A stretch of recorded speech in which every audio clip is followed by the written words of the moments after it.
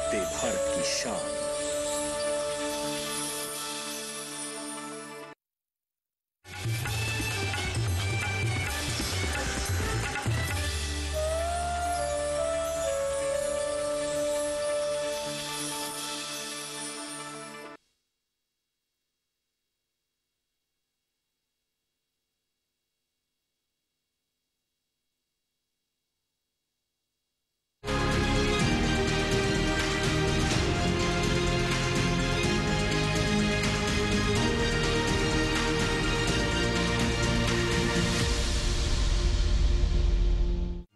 पीढ़ी दर पीढ़ी हमारे किसान अलग अलग स्पीसीज की अलग अलग वैरायटी इनको सहेज कर रखते गए और उसको विकास करते रहे। किसान की विरासत, धरती के वनस्पति संसाधन, एक अधिकार जिसका दुनिया भर के देश करते हैं सम्मान। आज भारत उन अधिकारों को दे रहा है नए मुकाम, ताकि और बढ़े किसानों की वंशागत किस्मों की पहचान का अभियान।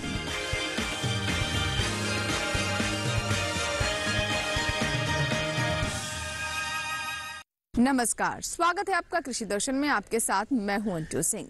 कृषि दर्शन आप किसानों का अपना मनपसंद कार्यक्रम, जिसमें हम आप तक खेती किसानी और कृषि संबंधी तमाम नई तकनीकों के बारे में जानकारी पहुंचाते हैं। हमेशा की तरह कार्यक्रम की शुरुआत होगी विज्ञान और किसान से, जिसमें हम आपको डेयरी फार्मिंग के बारे में आज जानकारी देंगे। उसके बाद नजर डालेंगे कृषि स्टार्टअप पर, बताएंगे आपको कैसे आज के समय में कृषि स्टार्टअप से अच्छा लाभ कमाया जा सकता है। और अंत में बात करेंगे फार्मिंग इंडिया की, जिसमें जानकारी देंगे सरकार की योजनाओं के बारे में। विशेष तौर पर आज हम बात करेंगे ई-नैम और इसके साथ ही साथ किसान क्रेडिट कार्ड की। तो चलिए शुरुआत करते हैं आज के कृषि दर्शन की।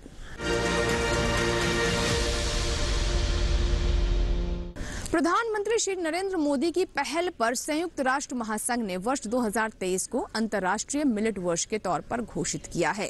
मोटे अनाज को बढ़ावा देने के लिए भारतीय कृषि अनुसंधान परिषद की ओर से कई महत्वपूर्ण कदम उठाए जा रहे हैं और साथ ही बीजों की उपलब्धता भी सुनिश्चित की जा रही है। और किस तरह के प्रयास किए जा रहे हैं, इसको लेकर भारतीय कृषि अनुसंधान परिषद के उप महानिदेशक डॉक्टर डी.के. यादव क्या जानकारी दे रहे हैं। आइए आपको ले चलते हैं डी.डी. किसान के स्टूडियो, जो कि स्थित है कृषि मंत्रालय में।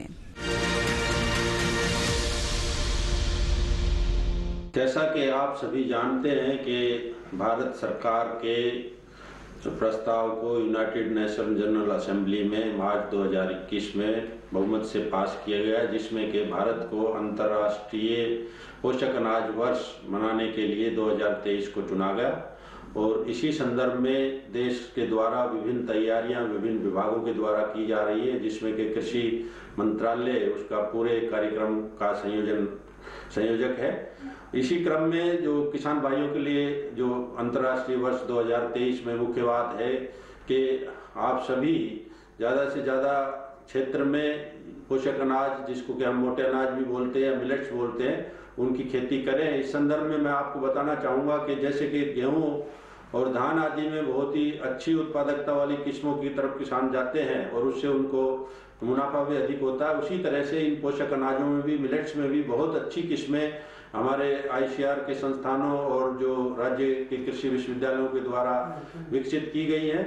इसी क्रम में अभी तक जो इन पोषक अनाजों में लगभग 600 से अधिक किस्में विकसित की गई हैं, जिसमें अगर हम पिछले 8 वर्षों की बात करें तो 192 जो है उच्च उत्पादकता वाली किस्में इन 9 फसलों में विकसित की गई है। जिसमें कि जैसे कि हम गेहूं धान में बहुत अधिक पैदावार की बात करते हैं, तो ज्वार में अभी जो किस्में हैं वो 45 से 50 क्विंटल प्रति हेक्टेयर तक की किस्में अभी विकसित की गई हैं। उसी तरह से बाजरा में भी लगभग 45 क्विंटल प्रति हेक्टेयर की किस्में उपलब्ध हैं।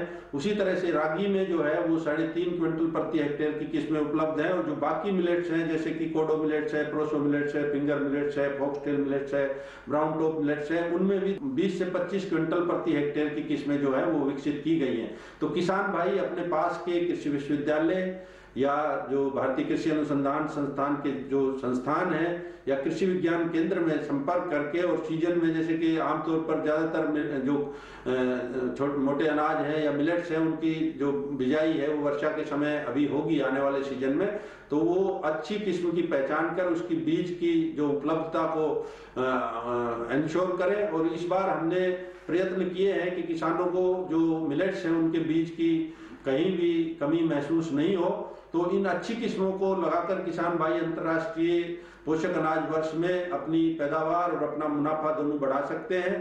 और बीज की जहां तक बात है तो जो प्रजनक बीज का हमने पिछले 2 साल से प्रयास किया कि ज्यादा से ज्यादा प्रजनक बीज इन किस्मों का पैदा किया जाए, ताकि उसी से, क्योंकि आप सभी जानते हैं कि जो आधार बीज और जो सर्टिफाइड सीड है प्रजनक बीज से ही बनता है, तो निश्चित रूप से विश्वास है कि इस आने वाले सीजन में किसान भाइयों को जो उच्च पैदावार वाली जो मोटे अनाज की किस्मों का बीज उपलब्ध होगा और वो उसकी खेती करके जो हमारा ये माननीय प्रधानमंत्री जी का एक वो प्रयास है, इसको मिलेट्स को हर थाली तक पहुंचाने के लिए जो एक संकल्प है, एक जन आंदोलन है, उसको हम पूरा कर सके। आइए हम नजर डालते हैं विज्ञान और किसान पर।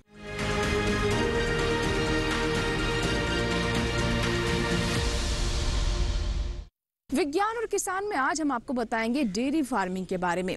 जी हाँ, पशु हमारे किसानों के लिए किसी धन से कम नहीं है, इसीलिए उन्हें कहा जाता है पशुधन। और आज के समय में बहुत सारे युवा और किसान खेती के साथ साथ पशुपालन भी करते हैं, और ऐसे में दुधारू पशुओं को अगर वो पालते हैं तो डेयरी फार्मिंग से भी अच्छा लाभ ले सकते हैं।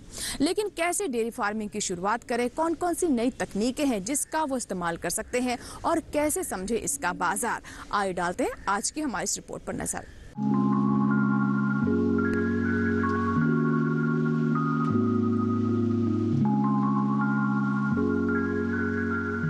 हमारे देश में दूध उत्पादन बहुत बड़ा व्यवसाय है। केंद्र और राज्य सरकारें पशुपालन और डेयरी व्यवसाय को बढ़ावा देने के लिए लगातार कोशिशें कर रही हैं। हर राज्य में लघु डेयरी इकाइयों की स्थापना के लिए कार्यक्रम चल रहे हैं। इनके तहत प्रशिक्षण लेकर कोई भी शख्स अपना खुद का व्यवसाय शुरू कर सकता है। पैसे कम है तब भी फिक्र की बात नहीं है। आप बैंक से लोन लेकर दुग्ध उत्पादन इकाई शुरू कर सकते हैं। डेयरी इकाई स्थापित करने के बाद दूध से अलग अलग तरह के उत्पाद बनाकर ज्यादा कमाई की जा सकती है। अगर आप अकेले होने की वजह से डेयरी फार्मिंग की हिम्मत नहीं जुटा पा रहे हैं, सहकारिता के जरिए कई किसान मिलकर शुरू करें। ज्यादा दूध उत्पादन के लिए डेयरी फार्म में 3 बातों का ध्यान रखना होगा। एक तो उन्नत किस्म की ही गाय भैंस पाले, दूसरे उन्हें संतुलित आहार दे, और तीसरे उनकी सेहत का ख्याल रखें।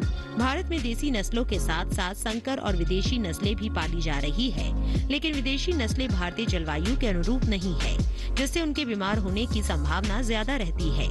यही वजह है कि देसी नस्लों पर ध्यान दिया जा रहा है और उनमें नस्ल सुधार की कोशिश हो रही है।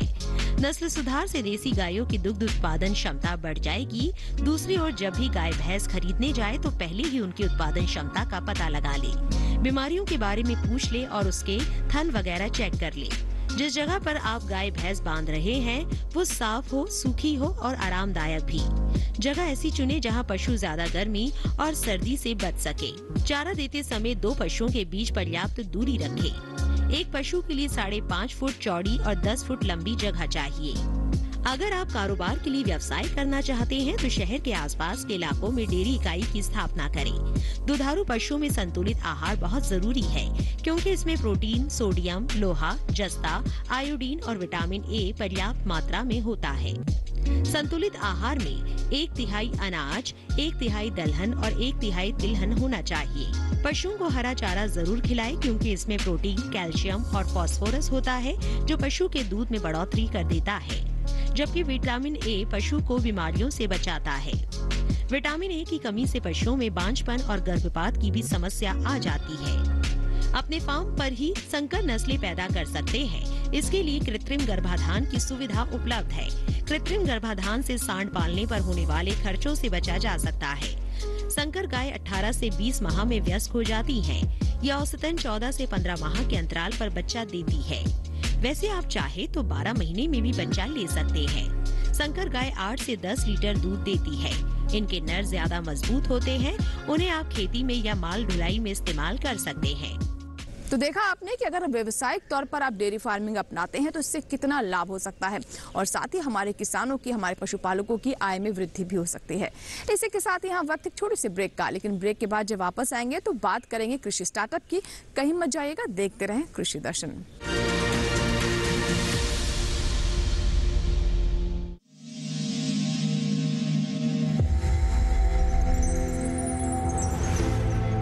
आत्मनिर्भर किसान भारत की शान। उत्पादन में आत्मनिर्भर होने के साथ साथ फसल की कटाई के उपरांत उपज की हानि को रोकने, ग्रामीण क्षेत्रों में रोजगार सृजन करने और बीज से बाजार तक के विजन को मजबूती देने के उद्देश्य से 1 वर्ष पूर्व माननीय प्रधानमंत्री श्री नरेंद्र मोदी जी ने एक महत्वाकांक्षी केंद्रीय योजना एग्रीकल्चर इंफ्रास्ट्रक्चर फंड की शुरुआत की। इस आधुनिक इंफ्रास्ट्रक्चर से कृषि आधारित उद्योग लगाने में एक बहुत बड़ा बदलाव आएगा और बहुत बड़ी गति आएगी। साथियों, अब हम उस स्थिति की तरफ बढ़ रहे हैं जहां गांव के कृषि उद्योगों से फूड आधारित उत्पाद शहर जाएंगे और यही तो आत्मनिर्भर भारत अभियान का संकल्प है। एग्रीकल्चर इंफ्रास्ट्रक्चर फंड से पात्र लाभार्थी गोदामों का निर्माण कर सकते हैं, छटाई या ग्रेडिंग इकाई, पैकिंग हाउस, सप्लाई चेन और कोल्ड चेन जैसी सुविधाएं या फिर प्राथमिक कृषि प्रसंस्करण केंद्र की स्थापना कर सकते हैं। इस योजना के तहत पात्र लाभार्थियों को 2 करोड़ रुपए तक के ऋण पर अधिकतम 7 वर्ष के लिए ब्याज में 3% तक की छूट दी जा रही है। ऋण पुनर्भुगतान के लिए 6 महीने से 2 वर्ष तक मोरेटोरियम की सुविधा भी उपलब्ध है। इस योजना ने अब तक सफलता की कई मिसालें कायम की हैं, जैसे कि मध्य प्रदेश के लाभार्थी श्री विपिन त्रिपाठी ने एग्रीकल्चर वेस्ट से बायोफ्यूल बनाने का इनोवेटिव प्राइमरी प्रोसेसिंग सेंटर लगाया है। लोन मिलने की वजह से हम समय पर सारी मशीनों का प्रोक्योरमेंट और सारा सिविल वर्क टाइम पे करवा पाए, जिससे ये प्रोजेक्ट को लगाना संभव हो पाए। राजस्थान के लाभार्थी श्री यशवर्धन मुंद्रा ने सॉर्टिंग एंड ग्रेडिंग यूनिट लगाकर रोजगार के अवसर पैदा किए हैं। कर्नाटक की महिला उद्यमी श्रीमती ममता वी ने प्राइमरी प्रोसेसिंग सेंटर लगाकर प्रगति की नई राह चुनी है। ಸಣ್ಣ ಪುಟ್ಟ ಉದ್ಯಮಿಗಳನ್ನ ಮತ್ತಷ್ಟು ಅಗ್ರಿಕಲ್ಚರ್ ಅಲ್ಲಿ ಹೆಚ್ಚು ನಾವು ಇನ್ನಷ್ಟು ಸಾಧನೆ ಮಾಡಲಿಕ್ಕೆ ಕಾರಣಕಾರಕವಾದಂತ ಈ ಅಗ್ರಿಕಲ್ಚರಲ್ ಇನ್ಫ್ರಾಸ್ಟ್ರಕ್ಚರ್ ಫಂಡ್ ಇಂದ ನಮ್ಮ ಇನ್ನಷ್ಟು ಯೋಜನೆಗಳು ಆಯೋಜನೆಗಳು ಉತ್ತಮಗೊಂಡಿದೆ। राजस्थान के लाभार्थी श्री दिनेश भट्टर ने जीरे की प्रोसेसिंग यूनिट लगाकर आसपास के ग्रामीणों को आत्मनिर्भरता प्रदान की है। महाराष्ट्र के लाभार्थी श्री अनूप कुमार मोहता ने वेयर हाउस बनाकर अन्न भंडारण को सुनिश्चित किया है। आज देश के कोने कोने से किसान, कृषि उद्यमी, किसान उत्पादक संघ, प्राथमिक कृषि सहकारी समितियां, स्वयं सहायता समूह और कृषि उपज मंडियां इस योजना का लाभ उठा रहे हैं।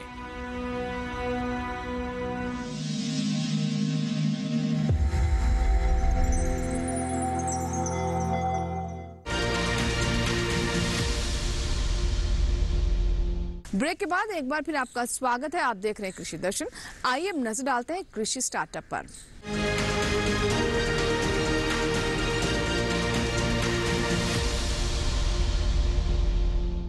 कृषि स्टार्टअप में हम आपकी मुलाकात करवाते हैं ऐसे किसानों से जिन्होंने कृषि के क्षेत्र में अपनी नई पहचान बनाई है और वो अन्य किसानों के लिए भी प्रेरणा साबित हो रहे हैं। जी हाँ, ये वो किसान हैं जिन्होंने चुनौतियों के सामने रुकना नहीं सीखा और आत्मविश्वास के साथ, मनोबल के साथ आगे बढ़ते गए और कामयाबी हासिल की। तो आइए मुलाकात करवाते हैं आपकी ऐसे ही एक किसान से।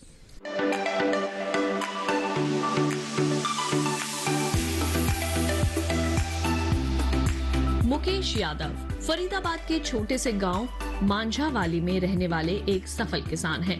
इनका जन्म खेती से जुड़े एक संपन्न परिवार में हुआ था। इन्होंने अपनी प्राथमिक पढ़ाई इसी गांव से की और आगे की पढ़ाई पूरी करने के लिए मुंबई चले गए थे। चूंकि इनका परिवार खेतीबाड़ी से जुड़ा था, इसलिए खेती से इनका लगाव हमेशा ही बना रहा। पढ़ाई के दौरान भी वे फसलों की बिजाई और कटाई के समय छुट्टी लेकर गांव आया करते थे। इसी बीच गांव और मुंबई में हो रहे कृषि में काफी फर्क महसूस किया। मुकेश ने पाया कि उनके गांव में आज भी परंपरागत तरीके से खेती की जा रही है, जबकि महाराष्ट्र के किसान आधुनिक पद्धतियों का भरपूर इस्तेमाल कर रहे हैं। वर्ष 2004 में मुकेश अपने गांव लौट आए और इन्होंने नई तकनीकों के साथ खेती करनी शुरू की। वे अपने खेत में नई तकनीकों का इस्तेमाल तो करते ही हैं, साथ ही गांव के किसानों को कृषि में नई तकनीकों के इस्तेमाल के बारे में भी जानकारियां देते हैं और सिखाते हैं। इन्होंने स्थानीय किसानों को कृषि और इससे जुड़े सरकारी योजनाओं के बारे में जागरूक भी किया।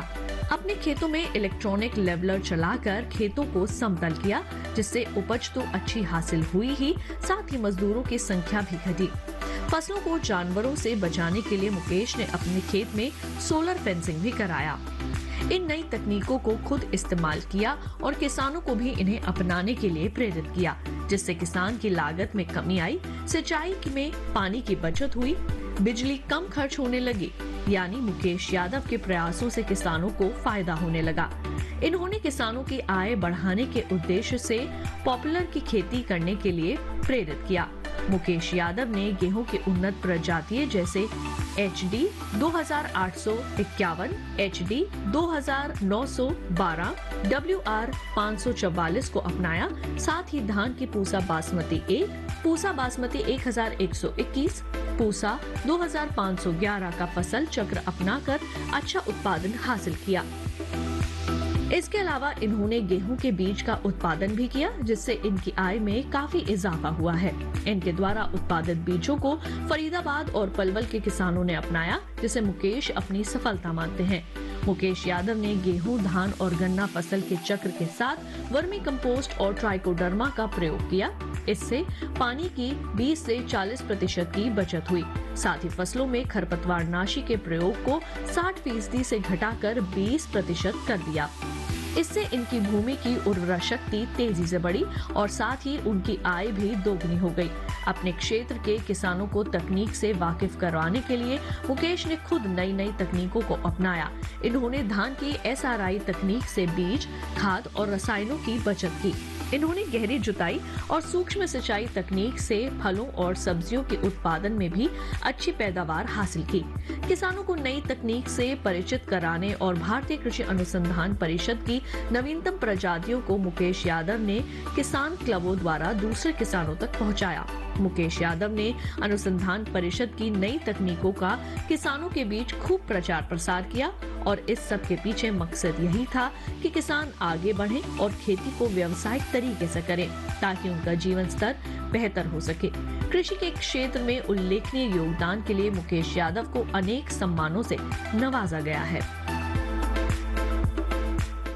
तो ये था हमारा आज का कृषि स्टार्टअप। उम्मीद करते हैं कि आज की कहानी देखकर आप भी जरूर कुछ न कुछ सीख लेंगे। इसी के साथ ही यहाँ वक्त एक छोटी सी ब्रेक का, लेकिन ब्रेक के बाद जब वापस आएंगे तो बात करेंगे फार्मिंग इंडिया की। कहीं मत जाइएगा, देखते रहें कृषि दर्शन।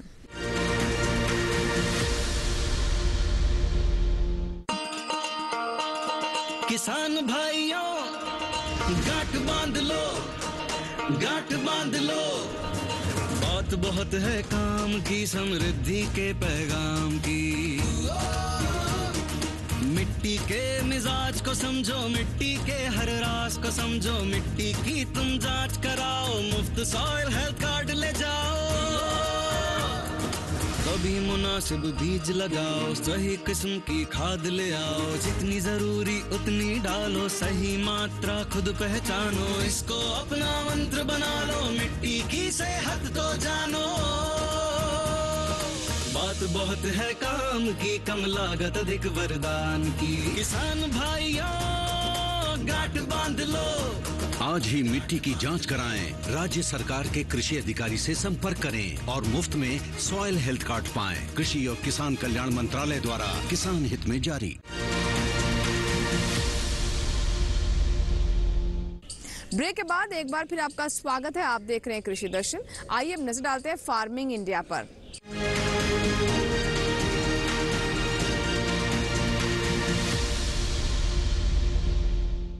फार्मिंग इंडिया में आज हम आपको जानकारी देंगे ई-नैम के बारे में। जी हाँ, आज की दुनिया डिजिटल दुनिया हो गई है और ऐसे में कृषि जगत भी इससे दूर नहीं है। खास तौर पर ई-नैम से लाभ लेकर हमारे किसान अपनी फसलों के अच्छे दाम ले सकते हैं और घर बैठे ही अपनी फसलों का सौदा भी कर सकते हैं। कैसे, आइए जानते हैं।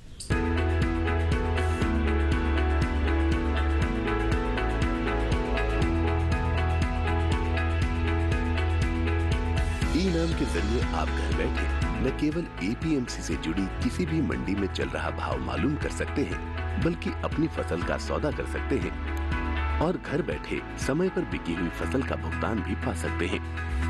ई-नाम दरअसल कोई समानांतर मार्केटिंग संरचना नहीं है, बल्कि ये मंडियों का ही राष्ट्रीय नेटवर्क बनाने का एक साधन है, जिसे ऑनलाइन एक्सेस किया जा सकता है।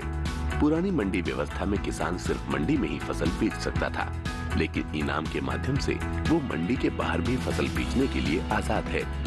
ई-नाम मुख्य रूप से एक राष्ट्र एक बाजार की अवधारणा पर आधारित है। इसे कृषि और किसान कल्याण मंत्रालय के जरिए एक निवेश के साथ बनाया गया है और इसके लिए विकसित सॉफ्टवेयर सभी मंडियों के लिए उपलब्ध है।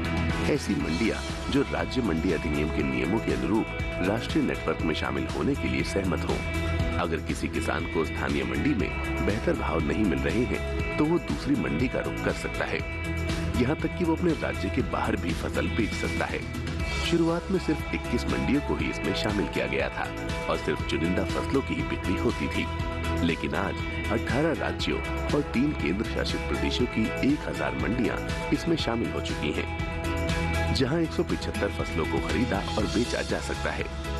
31 जनवरी तक के आंकड़े बताते हैं कि ई-नाम पर 1,72,70,000 किसान, 2,13,844 व्यापारी, 1,02,068 कमीशन एजेंट और 2,050 एफपीओ जुड़े हैं। किसानों के लिए ई-नाम पर मुख्य रूप से 4 फायदे हैं। पहला, इस पोर्टल पर कारोबार में पारदर्शिता दिखाई देती है और किसानों को बेहतर भाव की संभावना बढ़ती है। पारदर्शिता का मतलब ये हुआ कि किसानों के साथ धोखाधड़ी की संभावना कम हो जाती है। दूसरा फायदा ये है कि अन्नदाता की पहुंच ज्यादा मंडियों और व्यापारियों तक सीधे हो गई है। तीसरे, मंडियों में आवक और भाव की तुरंत जानकारी मिल जाती है। और चौथा, भुगतान बहुत जल्दी हो जाता है और पैसा सीधे किसान के खाते में जाता है। तो अगर आप भी सुविधा का फायदा उठाना चाहते हैं, तो ई-नाम पर रजिस्ट्रेशन कराना होगा। रजिस्ट्रेशन की कोई फीस नहीं है। फार्मिंग इंडिया में आज हम आपको बताएंगे किसान क्रेडिट कार्ड के बारे में। जी हाँ, कई बार किसानों को धन की जरूरत होती है और ये जरूरत इस किसान क्रेडिट कार्ड से पूरी हो जाती है, यानी कि साहूकारों से भी पीछा छूटा। कैसे हमारे किसान क्रेडिट कार्ड का लाभ ले सकते हैं, कैसे इसे प्राप्त कर सकते हैं, आइए जानते हैं।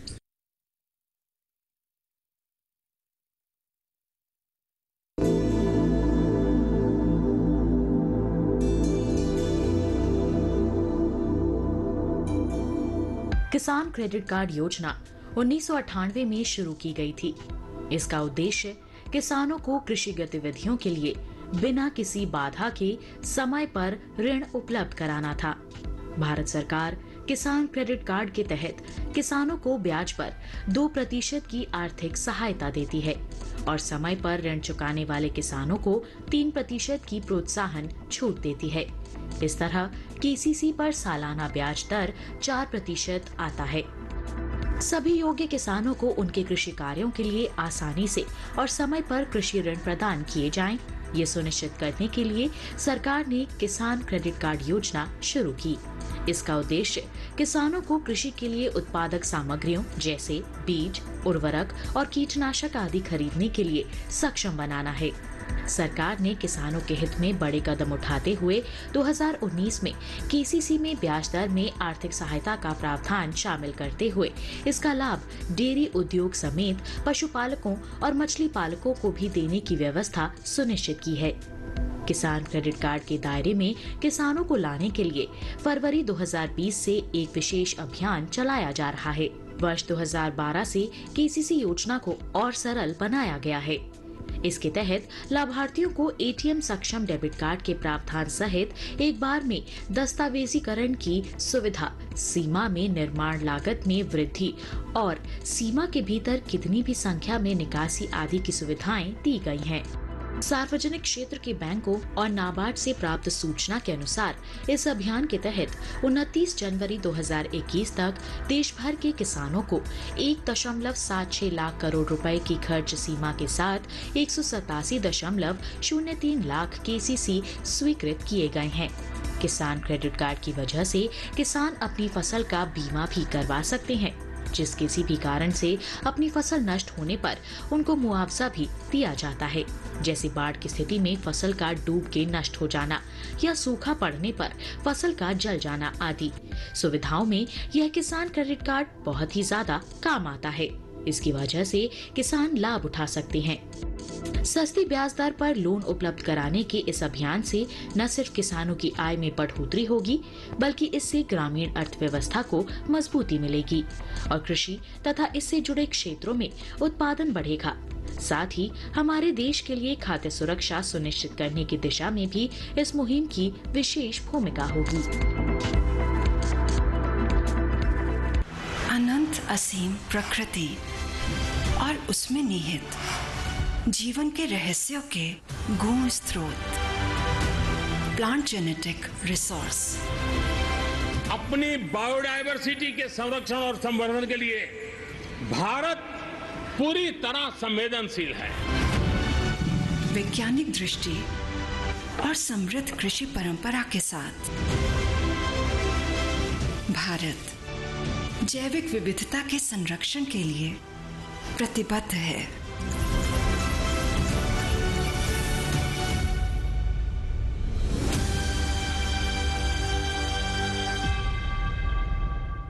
तो ये था हमारा आज का कृषि दर्शन। आशा करते हैं कि आज के कार्यक्रम में जो जानकारियां हमने आप तक पहुंचाई हैं उससे हमारे किसानों को जरूर लाभ होगा। अगर आपके कोई सुझाव है, कोई राय है, तो आप हमें ईमेल कर सकते हैं, पत्र भी लिख सकते हैं। हमारा ईमेल आईडी नोट कर लें, krishidarshan@gmail.com। आप हमें पत्र भी लिख सकते हैं। हमारा पता नोट कर लें, कृषि दर्शन, कमरा नंबर 58, CPC, दूरदर्शन, खेलगांव, नई दिल्ली 110049। आपकी ईमेल्स और आपके पत्रों का हमें इंतजार रहेगा। इसी के साथ ही आज के कृषि दर्शन में फिलहाल इतना ही। हमें दीजिए इजाजत। कृषि दर्शन के अगले अंक में नई जानकारियों के साथ फिर होगी आपसे मुलाकात। तब तक आप बने रहें दूरदर्शन किसान के साथ। नमस्कार।